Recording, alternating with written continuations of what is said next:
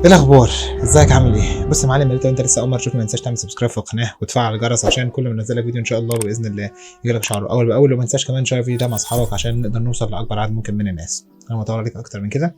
تعال نشوف النهارده هنتكلم عن ايه. الفتره الحاليه هي فتره صعبه جدا جدا على اي شركه موبايلات جديده انها تدخل السوق، وده الحقيقه لكذا سبب. يعني مثلا على سبيل المثال انت عندك اول سبب هي ابل وثاني سبب سامسونج، فاهم؟ وده الحقيقه لكذا سبب. ان انت عندك ان بغض النظر عن ان معظم الناس عامه لما بتفكر تشتري موبايل جديد اللي هم الكلاس اس او الناس اللي بتروح تشتري فلاج شيبس بتاعت كل سنه بتفكر في الشركتين هي ابل وسامسونج. يعني اما بيجيبوا الايفون الجديد بتاع السنه، اما بيجيبوا يا اما الفولدبل او الاس الجديد بتاع السنه. حرفيا شويه الناس اللي فاضله دول بيتقسموا على بقيه الشركات اللي هم اوبو وهواوي وشاومي والكلام ده كله. وهنقول لك برده ان السيكتور بتاع موبايلات الاندرويد ده للاسف لو هنتكلم فيه فما فيش غير شركه واحده بس هي اللي بتعمل موبايلات حرفيا تتمنى انك تشتريها في يوم من الايام يعني. والشركه الواحده دي هي سامسونج بالفولد والفليب والموبايلات الاس اللي هي بتعملها دي.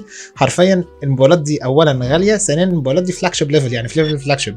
يعني كل سنه حرفيا الاس بتاع السنه بيقف وش لوش كده قصاد الايفون بتاع السنه كفلاج شيبس بيتخانقوا مع بعض، فاهم؟ ده اللي انا اقصد اقوله. معظم الشركات الثانيه ما بتبقاش قويه لدرجه انها تعمل موبايل كفلاج شيب بقى ويقدر ان هو ينافس حاجه زي الايفون او الاس الجديد بتاع السنه. وفكره ان شركه جديده تبقى فاهمه ان الصراع حاليا في فئه الفلاج شيبس مستحيل، وان هي معركه محسومه نتيجتها بالخساره، وتبتدي انها تارجت الفئات الاقل من كده شويه. انا وجهه نظري بصراحه دي فكره عبقريه جدا، وده بالظبط اللي عملته شركه ناثينج. شركه ناثينج هي شركه موبايلات بريطانيه مقرها الحالي موجود في لندن في بريطانيا، والشركه دي قدرت انها تحقق نجاح كبير جدا جدا في عالم الموبايلات. والفكره كمان مش في النجاح اللي هي قدرت تحققه، الفكره انها حققته في وقت قصير جدا جدا. اذا ان اول موبايل شركه ناثينج قدمته في سنه 2022 اللي هو موبايل كان اسمه ناثينج فون 1. والنجاح الكبير ده كله كان وراه خبره كبيره جدا جدا كانت موجوده عند واحد من ضمن المؤسسين بتوع الشركه اللي هو كارل باي ده كان كو فاوندر اصلا لشركه وان بلس اللي هي كانت واحده من اكبر الشركات الصيني اللي موجوده في الموبايلات، واللي فعليا كانت شركه عملاقه لغايه فتره قريبه يعني. وخبره والنجاح الكبير اللي قدر ان هو يكتسبه في رحلته مع وان بلس خلت عنده قدره رهيبه كده على قياده شركه ناثينج ناحيه النجاح الكبير اللي احنا شفناه ده. وعامه المبهر في الموضوع ان المنتجات بتاعتهم بتيجي بكواليتي عاليه جدا جدا بس بسعر قليل، وده الحاجه فعلا مش مفهومه. وتمام لانتاج اكبر تنوع من المنتجات برضو عشان يقدروا يوفروا لك حاجه زي الايكو سيستم كده. ده من وجهه نظري بيعد برضو عامل كبير من عوامل نجاحهم يعني. فكره التنوع في المنتجات ده بيخلي عند الواحد كده زي ولاء للشركه دي او زي انتماء كده للشركه دي، لانه فعلا عايز يجمع اكبر قدر ممكن من المنتجات عشان يعمل اكبر ايكو سيستم ممكنه. زي ما بنشوف مثلا في الحاله مع ابل او في الحال مع ابل، ناس كثيره جدا ما بتبقاش محتاجه الابل واتش في حاجه، بس بتروح وبتشتريها عشان بس تكمل الايكو سيستم بتاعها، اللي هو مثلا ممكن يبقى معاه موبايل وايربودز ومعاه ساعه برضو، فاهم؟ مش عارف ليه بصراحه، بس بحس ان الاستراتيجي بتاعتهم هي عباره عن الاستراتيجي بتاعت ابل وشاومي لو اتضربوا مع بعض في الخلاط. وهقول لك ازاي. الاستراتيجي بتاعت شاومي عشان حرفيا بيحرصوا ان هم يوفروا اكبر قدر ممكن من المنتجات وبسعر قليل جدا جدا ينافس كل الناس اللي حواليهم. ولو تفتكر شاومي اول ما طلعت او اول ما ابتدت شاومي تنجح، نجحت اصلا بسبب الموضوع ده، بسبب انها كانت بتوفر منتجات كتيره جدا جدا بكواليتي عاليه الى حد ما، وفي نفس الوقت برضه بسعر ارخص من كل الناس اللي موجوده حواليهم. وفي حته ابل في حرصهم على ان هم ياخدوا الولاء بتاع العميل بتاعهم او بتاع الشخص اللي بيتعامل معاهم، وده برضو عن طريق ان هم يوفروا له منتجات بكواليتي عاليه الى حد ما فتخلي العميل مبسوط وهو بيتعامل معاهم يعني. ومن ضمن القرارات الكويسه او الناجحه جدا جدا اللي الشركه خدتها الفتره اللي فاتت هو اطلاقهم لبراند سي ام اف باي ناثينج. وسي ام اف دي هي شركه ثانيه صغيره كده من ناثينج، يعني هي شركه ناثينج فون عملت زي سيكتور خاص كده اسمه السي ام اف، واللي حرفيا بتاخد المبدا بتاع ناثينج اللي احنا اتكلمنا فيه من دقايق ده، بس حرفيا بتعمل له امبليفاينج في 1000، يعني فاهم؟ بتضرب المبدا ده في 1000 بقى. يعني عندك مثلا سي ام اف ايربودز، حرفيا الايربودز دي جايه بكواليتي خزعبليه جدا جدا وحرفيا انتشرت جدا جدا سواء كان جوه مصر او بره مصر، وبتيجي بسعر 2000 جنيه، فاهم؟ في الوقت الحالي 2000 جنيه رقم كبير، ولكن بالنسبه للدولار فهو مش رقم كبير في السماعه. يعني 2000 جنيه ده يعني حوالي 69 دولار او 70 دولار. والستيل برضو ان هي لسه تبقى حاجه من براند محترم او حاجه بتيجي بكواليتي كويسه وفي السعر ده، دي حاجه كويسه جدا على فكره يعني. 3/4 الايربودز اللي نازله من شركات بتاعه موبايلات هتلاقي فعليا سعرها كاسر ال 5000 جنيه مستريح يعني، فاهم؟ ففكره انك تلاقي ايربودز بكواليتي زي كده وبسعر زي كده، وخصوصا مع انها مليانه حرفيا حاجات روشه زي البكره اللي فيها اللي بتلف اللي منها تقدر توطي الصوت او تعلي الصوت او تغير اغنيه وتعمل كذا حاجه كده، بصراحه دي حاجه كويسه جدا بالنسبه لي. فحرفيا شركه ناثينج عارفه بتستهلك مين او انهي مستهلك من شركه السي ام اف. سالك المستهلك الغلبان او فاهم الكونسيومر الغلبان ده اللي هو ما حلتوش، فاهم؟ بس عايز ياخد اعلى قيمه مقابل سعر.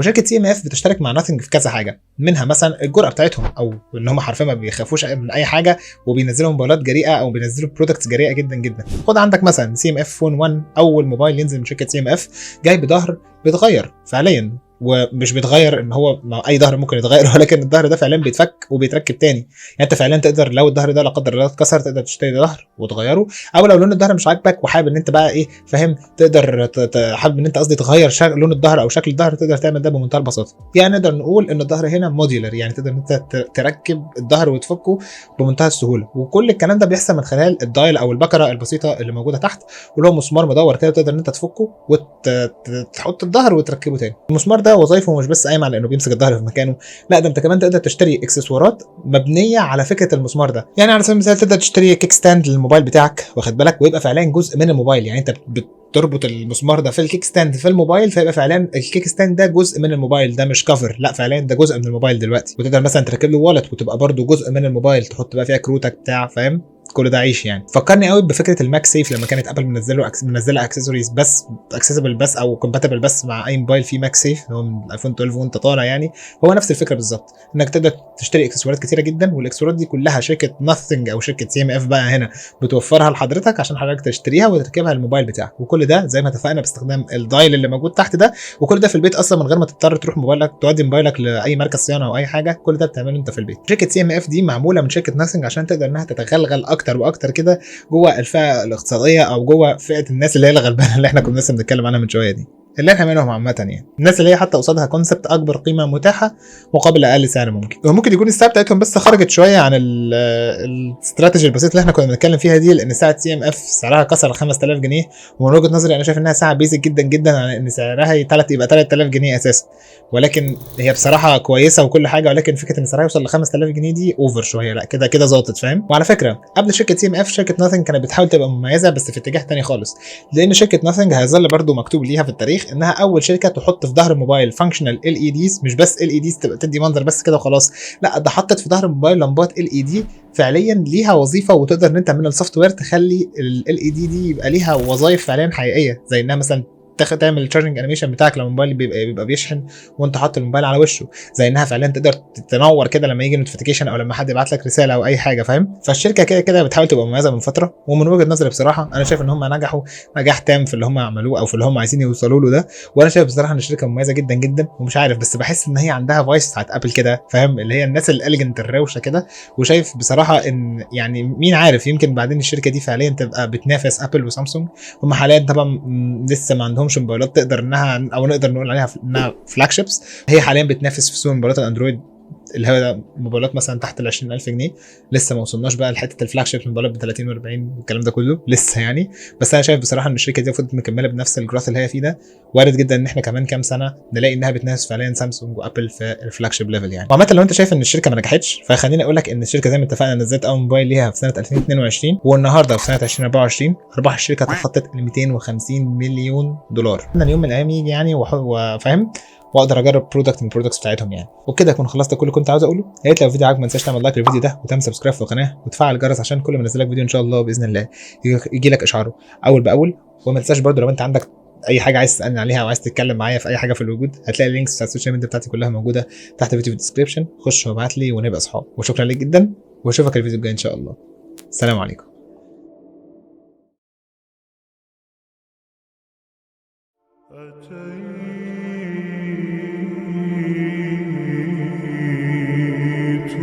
وقد توزعت الهدايا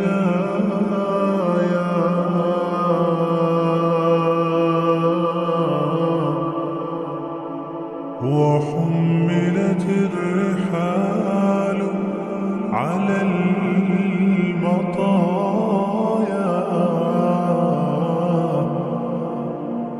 عبيدك يا